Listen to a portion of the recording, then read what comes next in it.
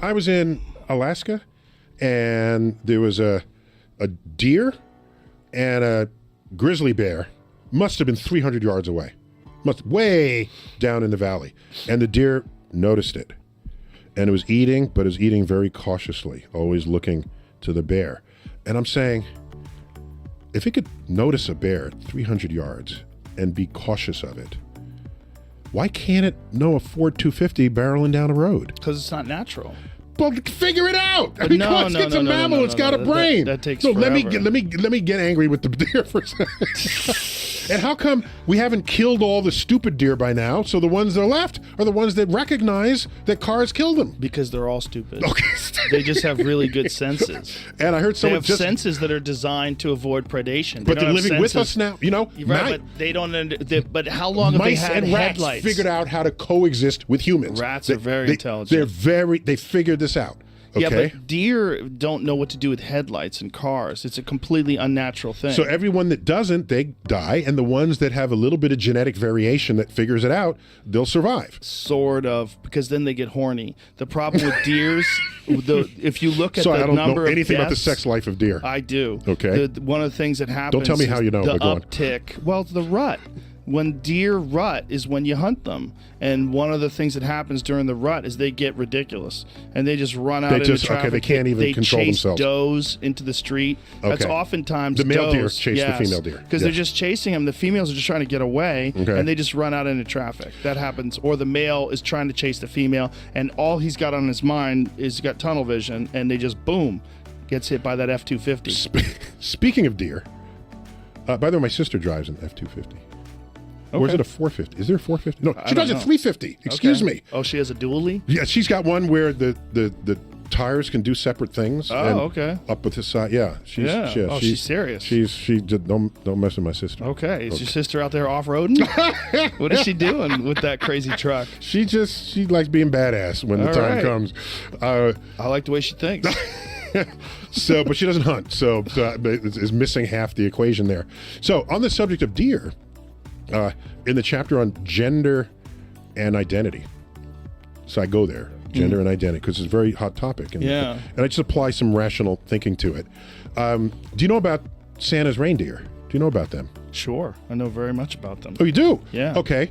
So do you know that... They're caribou. Yes. Yeah, caribou, correct. Yeah. And, well, you can domesticate the caribou. And when you do, then both the boys and the girls have antlers. Mm-hmm. Okay? Well, that's just the fact of all caribou. Oh, all caribou. Excuse me. But sorry, the domesticated ones are called reindeer, but they're derived from the caribou. Correct. So now watch what happens.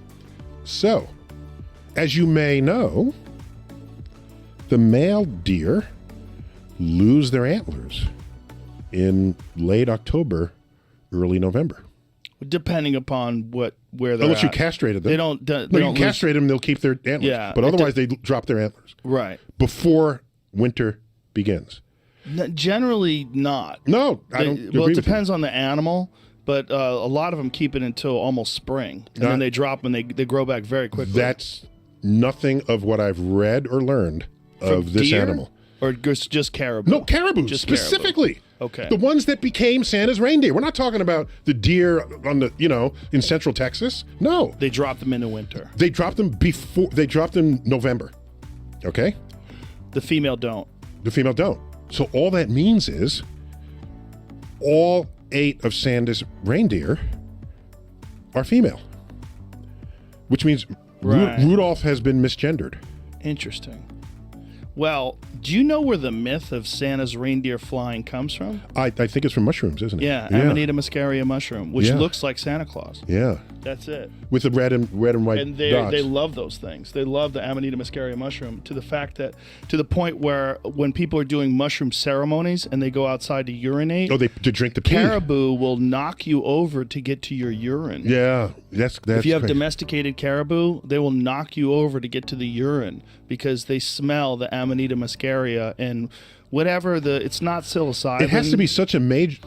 I'm trying to imagine how high I want to get to drink someone else's pee. Well, caribou are not that wise, nor are they educated, nor do they even understand the concept of urine. Whatever the It's just a liquid. psychoactive It's just- compound, yeah. it's their sense of smell is preposterously intense. I mean, we can't even imagine what a deer can smell. They can smell you hundreds of yards away. I mean, I've seen deer go like this 100 yards away, and then they bolt because they smell you. They catch your Really? wind. Yeah, they're amazing. Here's a mystery that I've always had to this day, because dogs have very acute sense of smell as well. Yeah. That's how you say that. If you just say dogs smell good, you don't know what that means, right? Do they smell better than we do? Right. It's an ambiguous sentence. That's all. Right. So they have an acute sense of smell. So if they smell so acutely, why do they get within like a half inch of each other's butt? Because they want to smell each other. But you could smell that 100 yards away. Yeah, but they want to smell everything. They want to smell the even hormones. more. They want to. Yeah, well, they're Okay, intensely so it's so attracted. good. Yeah. Let me get up on it. Yeah, they want Okay. They want to know if you're feeling aggressive. if Okay. you're in heat. They want to know all those things. Yeah, I never had Fascinating that urge to do that animals. with other humans. Do you know a bear can smell somewhere in the neighborhood of 9 times greater than a bloodhound? So we should domesticate bears and track down. Good luck with that.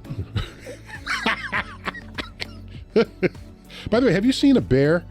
You got to be able to find this. It's on. I saw it on social media. There's a bear walking down a highway, and there's a tipped over traffic cone, and it looks at it, and then it rights it back up and keeps walking by it.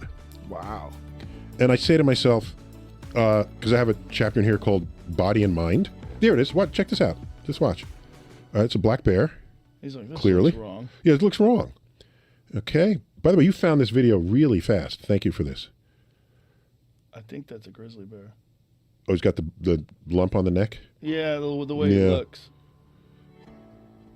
That's pretty crazy. That's grizzly. just keeps That's going. total grizzly bear, and keeps he just going. keeps Didn't even going. look back.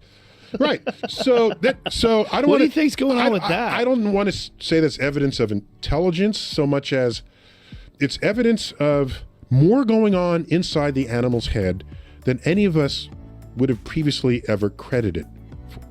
Yeah. With. In another example, and I get this example in Body and Mind again.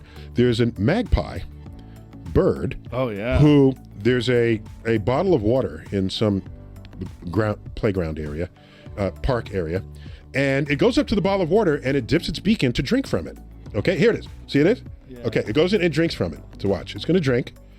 But the problem is there's a limit to how far its beak can reach inside of it.